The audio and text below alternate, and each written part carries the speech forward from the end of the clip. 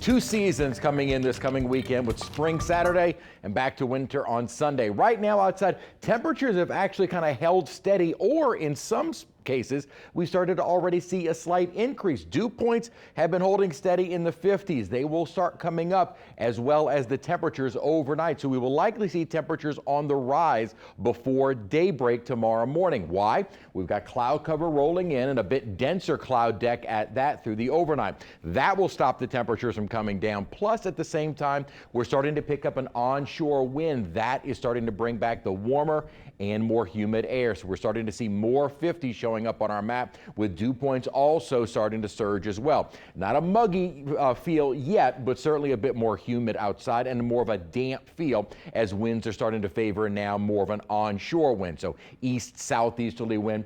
Dew points will be on the increase, as will the temperatures throughout the night and day tomorrow, and will continue to climb, kind of peaking as we head into Saturday. Winds light, but anytime you get an onshore wind, it almost immediately starts sending that humidity back. So we'll start a warming trend, or have already started a warming trend, which will continue through tomorrow and into Saturday. And then storms start to arrive, looks like after midnight. Most of the day Saturday looks dry, with the storms rolling in after midnight, then probably wrapping up before daybreak on Sunday. Good and bad. Good that we'll kind of have the day Saturday, the day Sunday dry. Bad, if we were to see any severe weather, it would all be after a lot of folks have already headed to bed.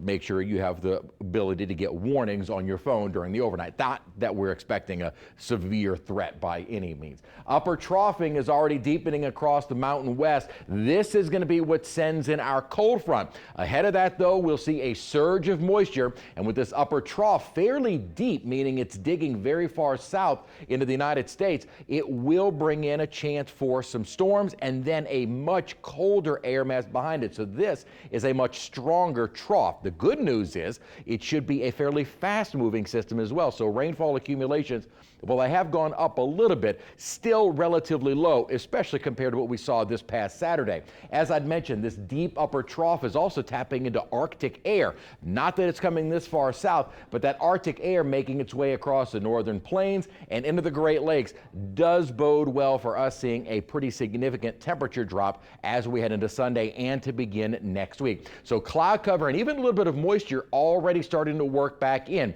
That will continue throughout the overnight. During the day tomorrow, breezy, warmer, and more humid. You will especially feel that for Saturday with high temperature of 80 degrees. That'll be in advance of our front. Here comes the front. May see some showers out ahead of the front. Not to say we're going to be completely dry, especially the later into the evening we go, but most of the storms along the frontal boundary don't arrive until after midnight.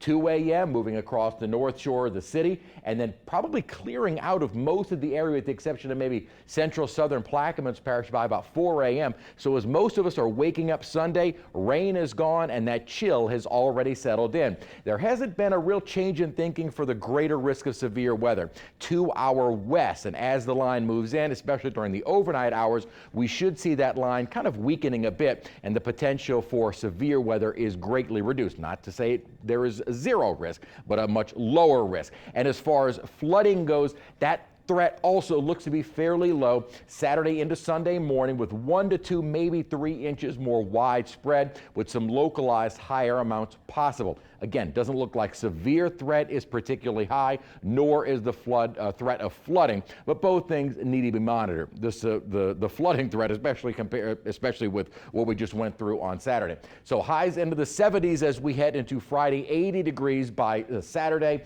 temperatures plummeting during the day, and we will stay chilly as we continue through next week.